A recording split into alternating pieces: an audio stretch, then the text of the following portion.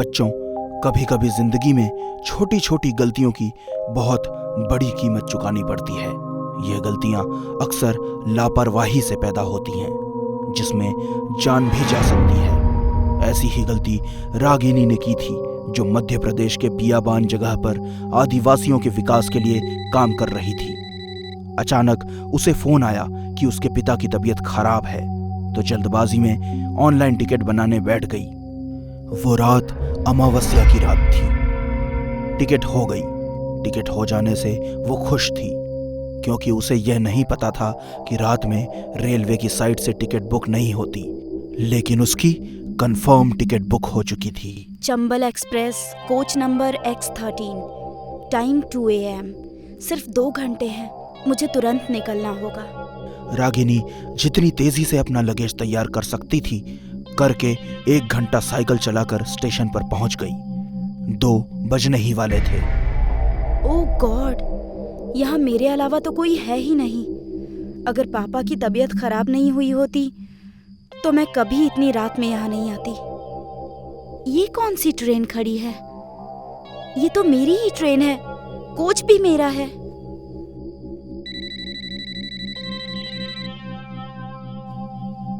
हाँ माँ, ट्रेन मिल गई है। पापा कैसे हैं? ग्रेट। हाँ, मैं 12-1 बजे तक पहुंच जाऊंगी। रखती हूँ माँ, ट्रेन में चढ़ रही हूँ। वाओ, सीट का नंबर भी तेरा है। किसी के लिए लकी, किसी के लिए अनलकी। गॉड नोज मेरे लिए क्या होगा।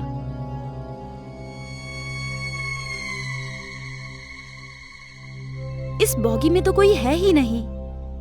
कहीं कुछ गड़बड़ तो नहीं? छोड़ यार रागिनी, इतने एडवांस दुनिया में दकियानूसी टाइप की कुछ मत सोच।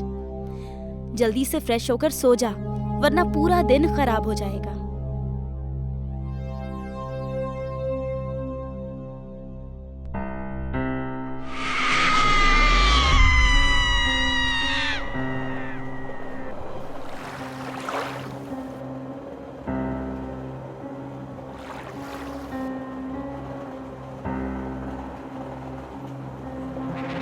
आप कौन हैं?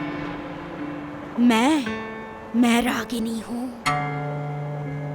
I'm sorry, रागिनी मैं हूँ, और ये सीट भी मेरी है। किसी के लिए लकी, किसी के लिए अनलकी। ये सीट नंबर 13 मेरी है, और मेरे पापा की तबीयत बहुत खराब है। मैं उन्हीं से मिलने अपने घर दिल्ली जा रही हूँ। प्लीज आप जो भी हैं, मेरी शक्ल का मेकअप करके मुझे परेशान मत कीजिए। मैं पहले से ही परेशान और डरी हुई हूँ। ये सब क्या बकवास है? मेरे पापा की तबीयत खराब है और मैं जा रही हूँ दिल्ली। तू सही कह रही है, ये सब बकवास है, लेकिन यही बकवास तेरी जिंदगी का आखिरी सफर बनने वाला है।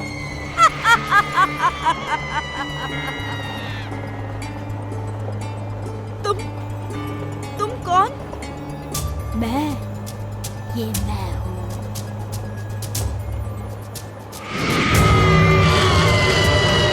ओह गॉड, बचाओ, बचाओ! इस ट्रेन पर मेरा अधिकार है रागिनी। यहाँ मेरे अलावा कोई नहीं तुम्हें सुनने वाला। मैंने तुम्हारा क्या बिगाड़ा है? मुझे छोड़ दो।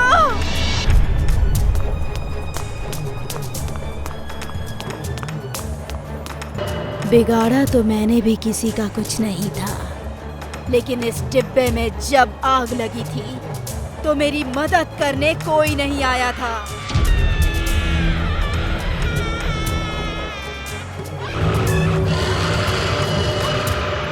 मेरा भी परिवार था, मुझे उन लोगों ने उनके पास नहीं पहुंचने दिया। तब से मैं भी किसी को उसके परिवार से मिलने नहीं देती। लेकिन तुम्हारे साथ जो हुआ उसमें मेरी क्या गलती है? बोलो, मुझे छोड़ दो, मैं तुम्हारे पैर पकड़ती हूँ। तुझे इतनी आसानी से मरने नहीं दूंगी। तूने इस डिब्बे में आकर बहुत बड़ी गलती की है। मुझे मारने से पहले ये तो सोच लो कि तुम्हारे मरने के बाद तुम्हारे पेरेंट्स कितने दुखी हुए होंगे। क्या तुम ये चाहती हो कि किसी और के पेरेंट्स भी लगातार इसी तरह दुख में जिए और उनके बच्चे को मारने वाले को वो कोसते रहे और तुम यूं ही भटकती रहो? बोलो, क्या ये खूनी सिलसिला यूं ही चलता रहेगा? तुम्हारी मौत की कीमत कितने इंसानों की जान है? बोलो बोलो।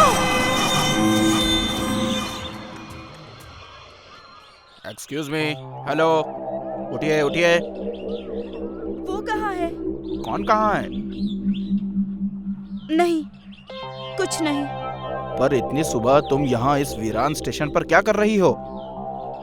मेरी ट्रेन थी रात की, चंबल एक्सप्रेस। क्या मैं आपकी टिकट देख सकता हूँ? बच्चे, पहली बात तो चंबल एक्सप्रेस रात में नहीं चलती। वो इस स्टेशन पर दोपहर 2 बजे आती है और बोगी X13 को पिछले 13 साल से ट्रेन में नहीं जोड़ा जाता, क्योंकि उसमें कविता नाम की एक लड़की शॉर्ट सर्किट की वजह से जलकर मर गई थी। मेरे ख्याल से किसी टेक्निकल एरर के चलते आपकी टिकट पर गलत टाइम और X13 प्रिंट हो गया है। मैं ठीक करवा देता हूँ।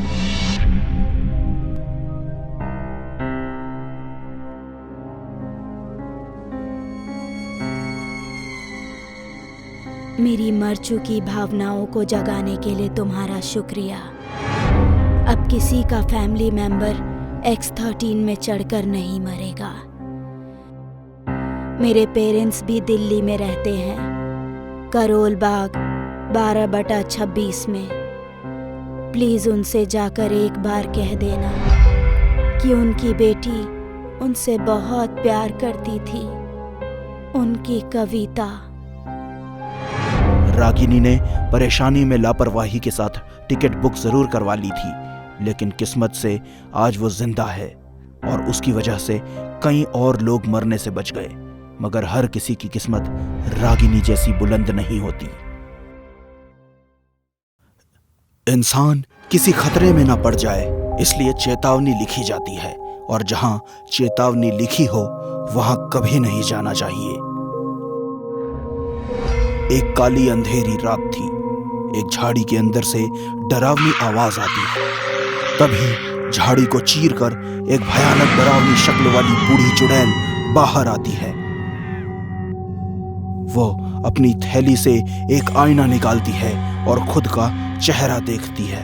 वो चेहरे पर झुर्रियां देखकर गुस्सा करते हुए कहती है, ये क्या? मेरे खूबसूरत से चेहरे पर झुर्रियां नजर आ रही हैं। मतलब अगर कुछ दिन और मुझे इंसानी खून नहीं मिला तो मैं बूढ़ी हो जाऊंगी। नहीं नहीं नहीं, ये नहीं हो सकता। मैं बूढ़ी नहीं हो सकती, नहीं हो सकती मैं बूढ़ी। मुझे जल्दी से इंसान का खून पीना होगा, किसी भी कीमत पर। मुझे इंसानी खून चाहिए। चुड़ैल इंसान की तलाश में एक गांव के पास पहुंचती है, लेकिन गांव में कोई भी नजर नहीं आता। घर के सारे दरवाजे बंद रहते हैं। तभी उसे पीछे से किसी के आने की आवाज आती है। वो पलट कर देखती है तो उसे एक तांत्रिक आता दिखाई देता है। क्या किस्मत है मेरी, शिकार खुद चलकर मेरे पास आ रहा है। अब मैं इसका खून पीऊंगी और फिर से जवान हो जाऊंगी। रुक जाओ, मेरी भूख मिटाए बगैर इतनी तेजी से कहाँ चले जा रहे हो? रुक जा चुड़ैल, और इस गांव से दूर चली जा, नहीं तो मैं तुझे नहीं छोड़ूंगा।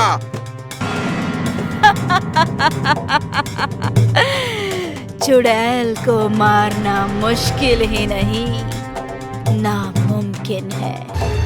मूर्ख तांत्रिक, अब तू नहीं बचेगा।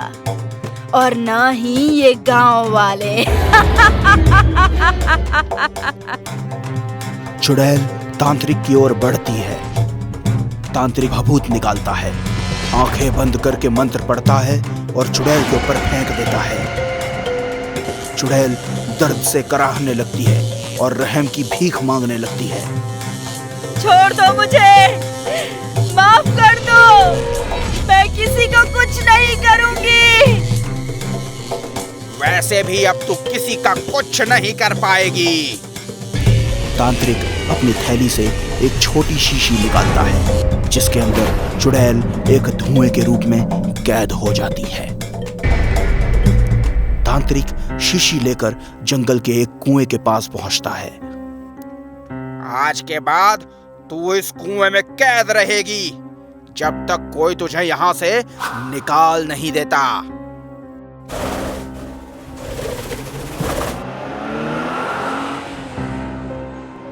ए रोनी, ए रोतलू लाल, तू यहाँ पे मुंह लटकाए क्यों बैठा है? अरे हम पिकनिक पे जा रहे हैं यार, किसी की मैयत पे नहीं। जस्ट चिल यार।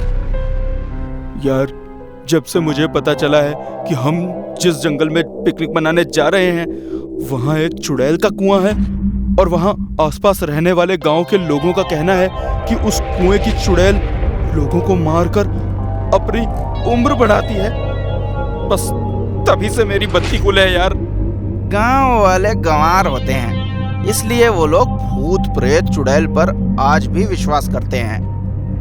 खैर कोई नहीं, चुड़ैल हो या चुड़ैल की अम्मा, उसके साथ हम करेंगे तम्मा तम्मा। क्यों दोस्तों?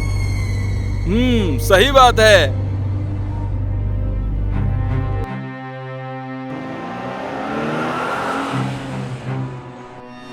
रोनी की कही बात बिल्कुल सच थी, पर उसके दोस्तों ने उसकी बात को मजाक में लेकर बहुत बड़ी गलती कर दी। ऐसा करके सभी ने आज अपने आप को एक बहुत बड़ी मुसीबत में डाल लिया। पानी खत्म हो चुका है, मैं पानी लेकर आता हूँ।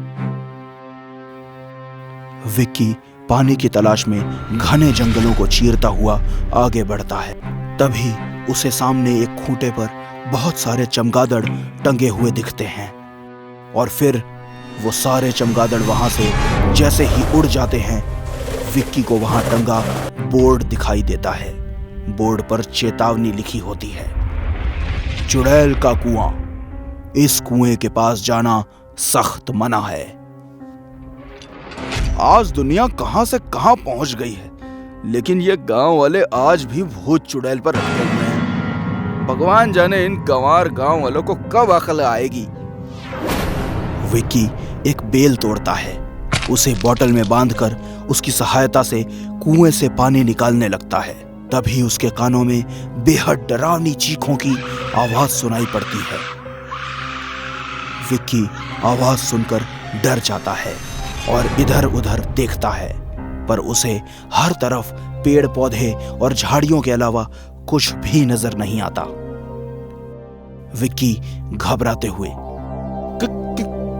कौन है वहां? लगता है किसी बच्चे ने इस कुएं में डाल दी होगी।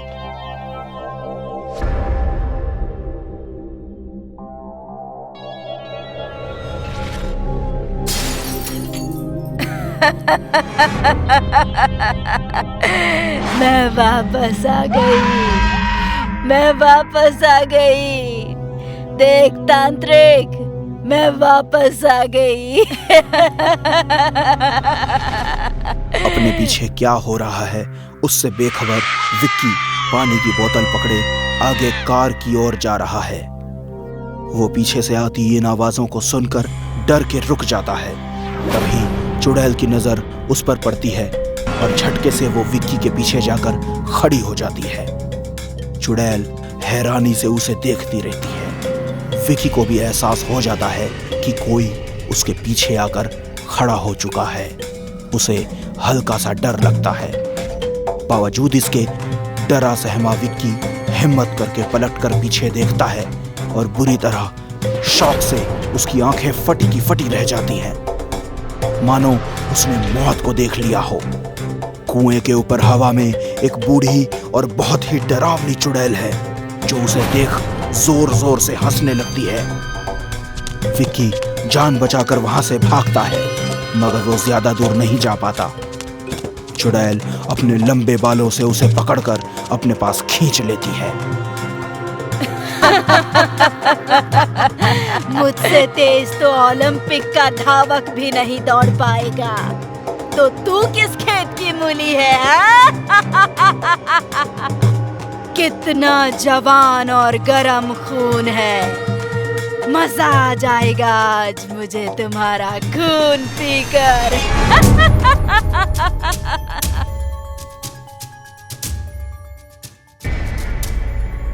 भगवान के लिए मुझे छोड़ दो, मुझे मत मारो। तुम ये पानी पी लो। मैं पानी नहीं, खून पीती हूँ। वो उस बोर्ड पर लिखी हुई चेतावनी नहीं पढ़ी क्या तूने? खून पीने वाली चुड़ैल हूँ, जो खून पीकर जवान हो जाती है। अब मैं तेरा खून पीऊंगी। अचानक चुड़ैल की जीभ तेज धार बन जाती है और एक ही झटके में विक्की की गर्दन धड़ से अलग कर देती है। उसके धड़ से निकलने वाले खून को सर उठाकर पीने लगती है। खून पीकर चुड़ैल थोड़ी जवान हो जाती है और उसके चेहरे की झुर्रियां थोड़ी कम हो जाती हैं।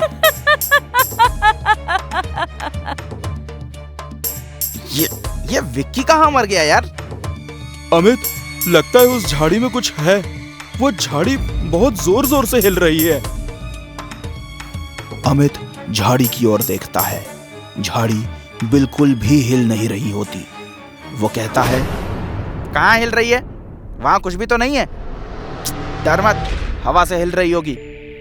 लेकिन हवा तो चल ही नहीं रही है। देखो, एक भी पत्ता नहीं हिल रहा। यार तू डरता बहुत है। कोई जानवर होगा, हमें देखकर भाग गया। तू टेंशन मत ले, चल चिल मार यार। लेकिन रोनी तो टेंशन ले चुका था। बचाओ बचाओ बचाओ बचाओ।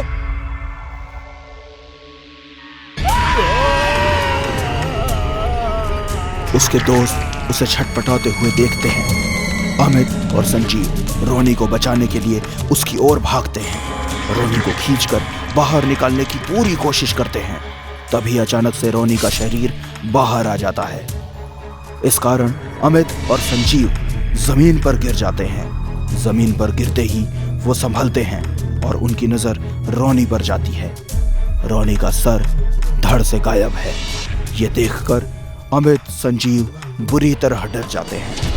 दोनों कुछ भी समझ पाते उससे पहले झाड़ी से चुड़ैल के बाल बाहर आते हैं और वो बाल उन्हें पकड़कर कुएं की ओर खींच कर ले जाते हैं। दोनों उल्टे लटके हुए चुड़ैल के चेहरे से इंच भर दूर रहते हैं।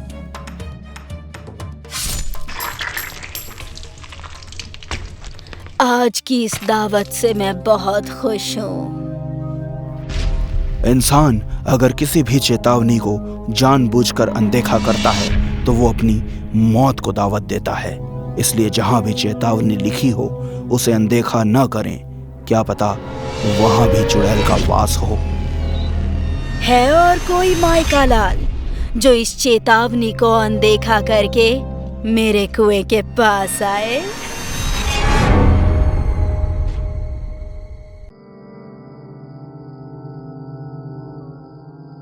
काली अंधेरी रात में जंगल की किसी सुनसान सड़क पर अगर आपको कोई अनजान मिल जाए तो उसे कभी लिफ्ट नहीं देनी चाहिए। रवि कार में है। कार जंगल के रास्ते से गुजर रही है। आधी रात का समय है। तभी एक लड़की उसे रोकने का इशारा करती है। राहुल लड़की को देखकर गाड़ी रोकता है। गाड़ी लड़की के पास आकर रुक जाती है और रवि उससे पूछता है, एक्सक्यूज मी, आप इस वक्त इस सुनसान जंगल में? जी, मेरा नाम उषा है। मेरे घर वाले जबरदस्ती मेरी शादी किसी ऐसे इंसान से कराना चाहते हैं जिसे मैं जानती तक नहीं, जबकि मैं किसी और से प्यार करती हूँ और उसी से शादी करना चाहती हूँ। इसलिए मैं घर से भाग आई। प्लीज प्लीज आप मेरी मदद कर दीजिए, प्लीज। जिसके साथ भाग रही हो वो कहाँ है? मतलब तुम्हारा बॉयफ्रेंड? मैंने फोन किया था, लेकिन वो पहले से ही किसी मुसीबत में फंसा हुआ है। उसने कहा कि जैसे तैसे मैं रात काट लूँ यहाँ, वो सुबह तक मुझे रिसीव कर लेगा। अगर आप मुझे शहर तक लिफ्ट दे दे तो मैं कहीं होटल में रुक जाऊंगी, प्लीज। ठीक है, कोई बात नहीं, बैठ जाओ। रवि उषा को अपने साथ लेकर जाने को तैयार हो गया, लेकिन उसे क्या पता था कि वो एक बेसहारा लड़की को नहीं बल्कि अपनी मौत को लिफ्ट दे रहा है। लड़की अपना बैग उठाती है तो उसकी आंखों में बदलाव दिखते हैं। उसकी नॉर्मल आंखें लाल हो जाती हैं, लेकिन फिर जब वो रवि की तरफ पलटती है तो वो फिर नॉर्मल होती है। वो हल्के से स्माइल करते हुए बोलती है, थैंक यू वेरी मच। आप नहीं होते तो। इट्स ओके, लेकिन अगर तुम्हें बुरा ना लगे तो तुम हमारे घर रह सकती हो। अपने बॉयफ्रेंड को वहीं बुला लो। मगर आपकी फैमिली? अरे उसकी चिंता मत करो, मेरी वाइफ बहुत सुलझी हुई लेडी है, कोई टेंशन नहीं होगी। आप बहुत अच्छे हैं। हाय रवि। रवि ये उषा है जया। इसके पेरेंट्स इसकी जबरदस्ती कहीं और शादी करना चाहते थे। एक घर से भागते हुए मुझे जंगल के रास्ते में मिली, तो मैंने इसे एक रात के लिए यहाँ घर पे ले आया। सुबह इसका बॉयफ्रेंड इसे लेने आ जाएगा। और उषा, ये मेरी वाइफ है। हेलो। अच्छा किया आपने जो इन्हें साथ ले आए।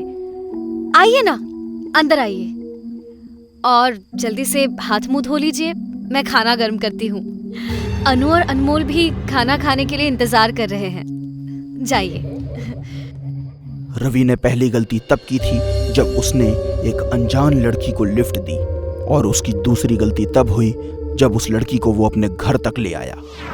ऐसा करके रवि ने अपने साथ साथ अपने परिवार को भी मुश्किल में डाल दिया था। हाय बच्चों। हाय। चलो खाना शुरू करो, जल्दी से खा लो बच्चों, वरना मैं खा जाऊंगी। हाँ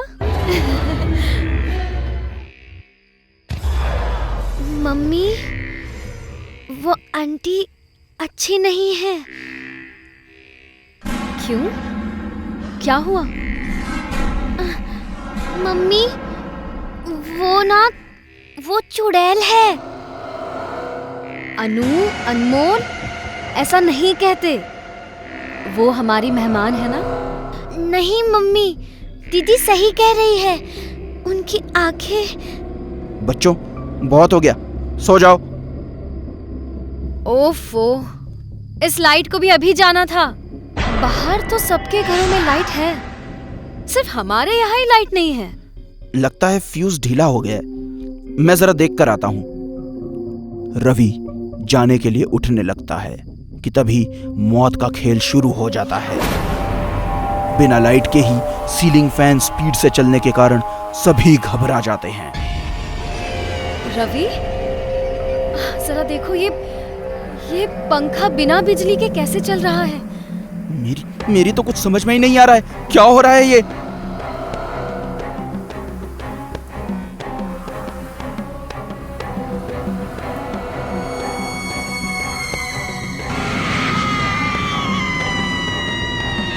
बच्चों ने सही कहा था तुम दोनों को, आंटी चुड़ैल है, और अब ये चुड़ैल आंटी तुम सबको खा जाएगी।